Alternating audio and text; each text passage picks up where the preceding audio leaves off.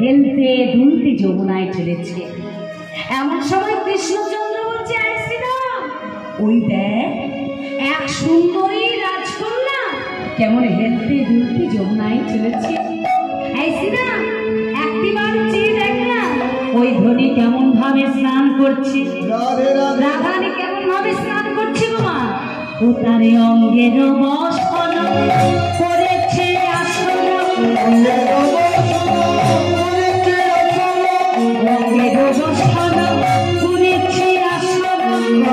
বসন করেছে আসন, পায়ের উপরে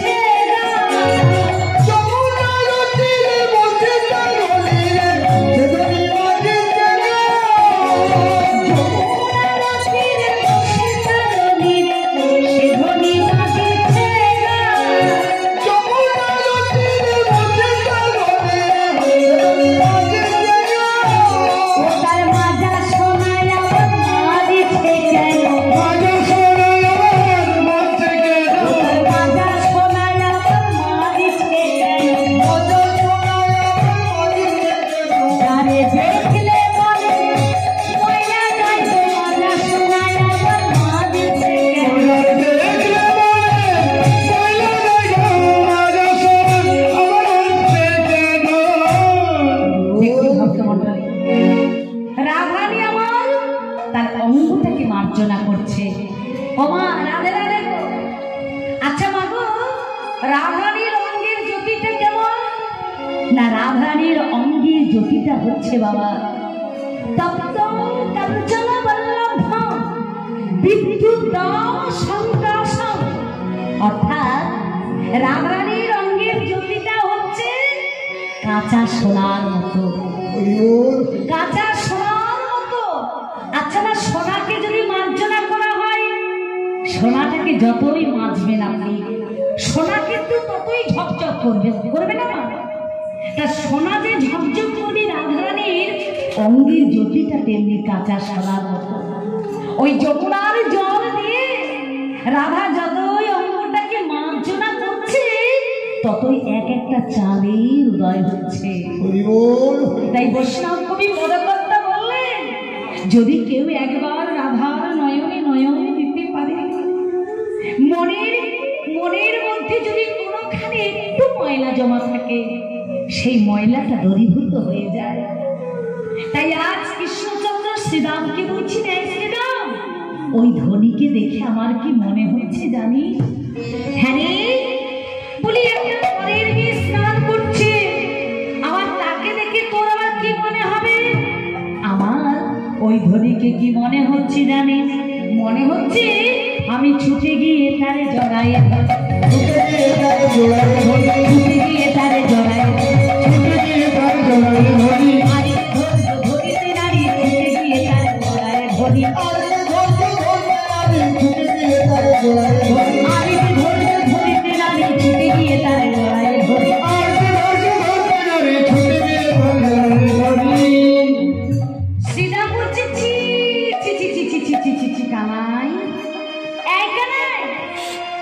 লজ্জা করছে না? একটা পরের মেয়ে স্নান করছে, তুই বলছিস তাকে গিয়ে জড়িয়ে ধরবে? ছি ছি ছি ছি ছি ছি কানাই, তোর লজ্জা করছে না? ও মা, তখন কৃষ্ণচন্দ্র বলছি, শ্রীরাম রে, আমি ওই রমণীকে কেমন ভাবে জড়িয়ে ধরবো জানিস শ্রীরাম? আমি ওই রমণীকে কেমন ভাবে জড়িয়ে ধরবো জানিস? ওরে শোন শোন, বলি পূজারি যেমন প্রতিমা ধরে, ওরে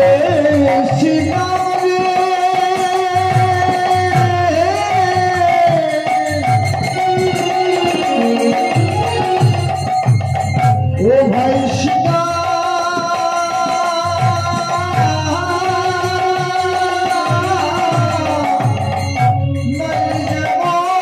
প্রতিমা ধরে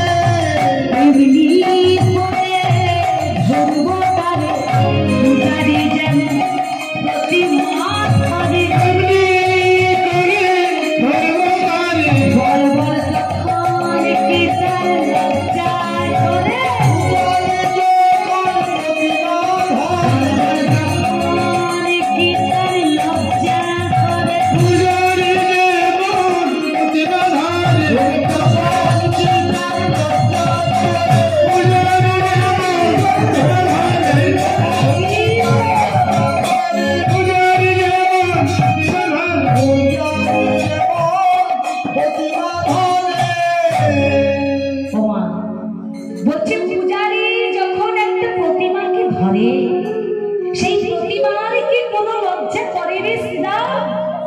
আমি ওই রমণীকে ঠিক তেমনি ভাবেই জড়িয়ে ধরব, আমি ওই রমণীকে ঠিক তেমনি ভাবেই জড়িয়ে ধরব। তখন শ্রীমতী রাধারানী আমার স্নান সেরে তার শাড়িটাকে নিগড়াতে নিগড়াতে চলে যাচ্ছে।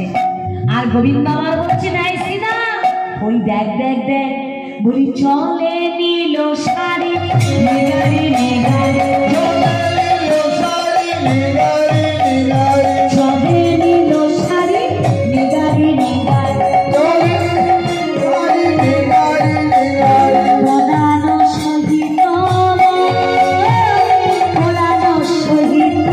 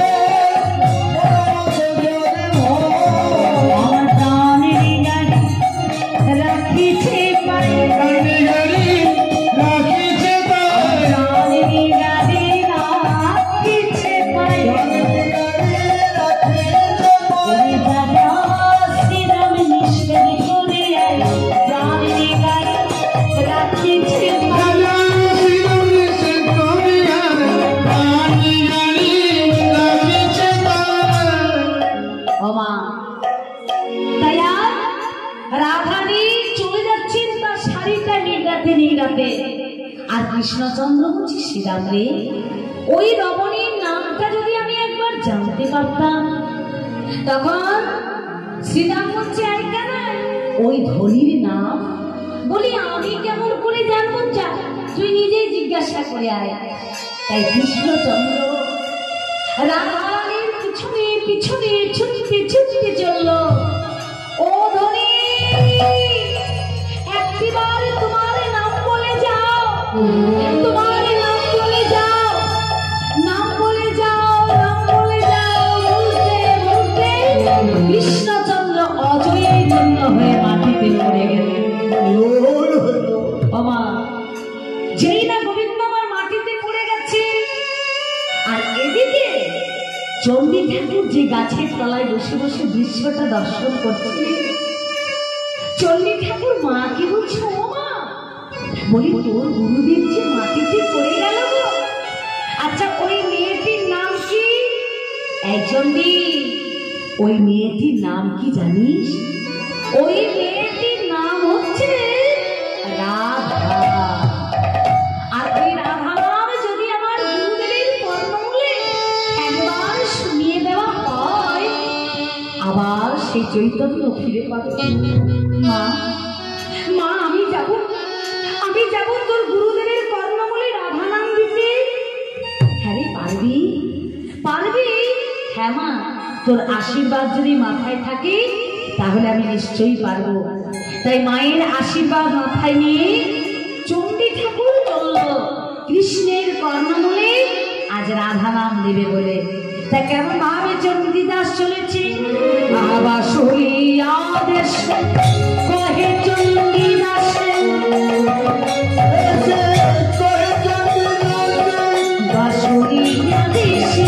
কহে চণ্ডীদাস।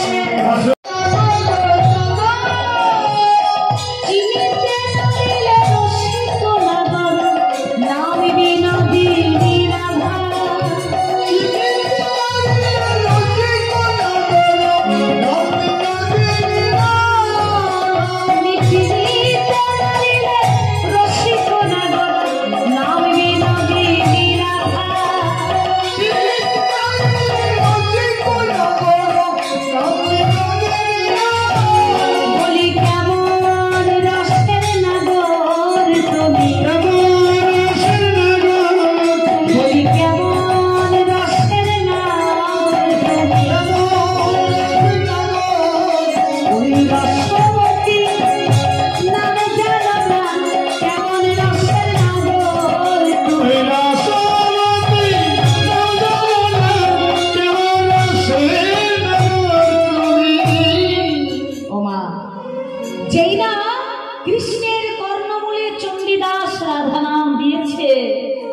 আর সেই রাধা নামে চৈতন্য ফিরে ফিরে প্রাণ গোবিন্দ আজ আমার রাধা রাধা বলে বাঁশি বাজাতে লাগলো।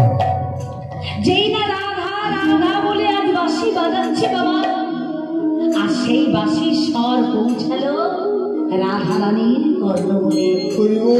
আর রাধা রানী সেই বাঁশির স্বর শ্রবণ করে একবার বাড়ির বাইরে যাচ্ছে, একবার বাড়ির ভেতরে আসছে। রাধা রানীর আর কোনো কাজে মন লাগছে না মা। তাই আজ বিশ্বনাথ কবি পদকর্তা রাধার ভাবটি দেখি কলম দিলেন। দেখো দেখো ধনির অবস্থাটি কেমন হয়েছে গো। ও ধনী ঘরের বাহিরে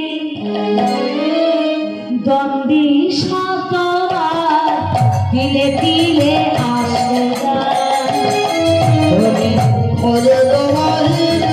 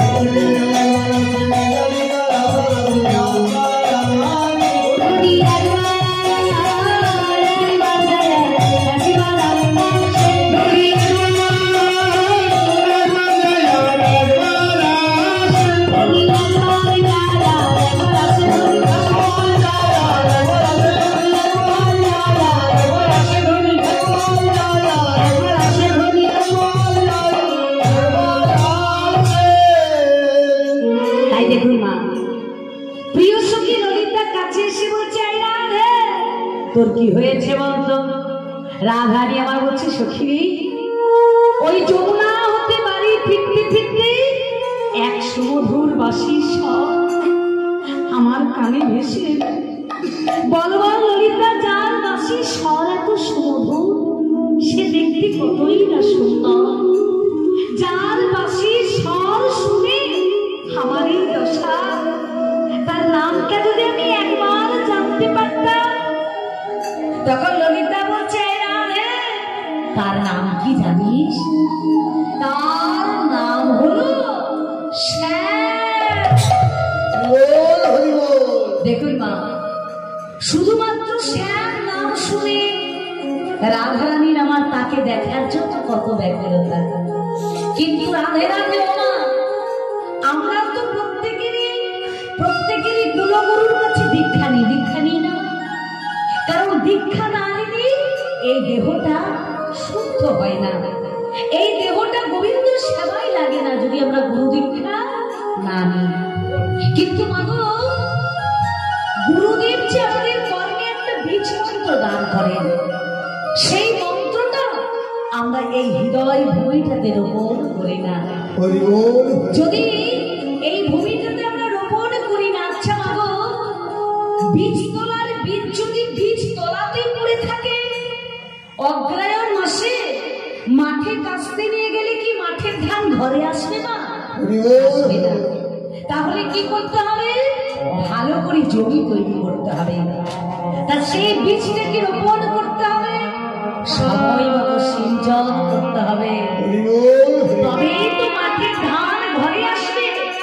ও মা, আমাদের গুরুদেব আমাদের কর্মে মন্ত্রটা দিয়ে দিলেন, বীজটা পুঁতে দিলেন, কিন্তু যদি আমরা সেই বীজটাকে ভালো করে এই দেহ জমিটাতে রোপণ না করতে পারি, তাহলে যে সেই কৃষ্ণ প্রেমের অঙ্কুরটা আমাদের এই দেহ জমি থেকে উর্বর হবে না মা। তাই সাধক রামপ্রসাদ আমাদের মতো জীবের উদ্দেশ্যে বললেন কি? সাধক রামপ্রসাদ বললেন কি? আমরা আবার করতে জানি না। আমরা কি জানি মা?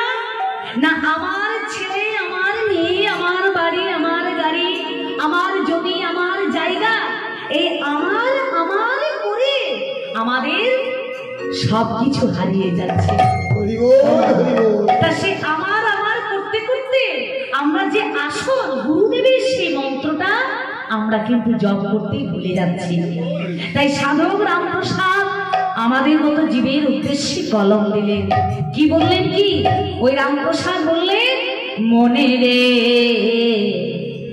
কৃষিকাজ জানো না, মনে রে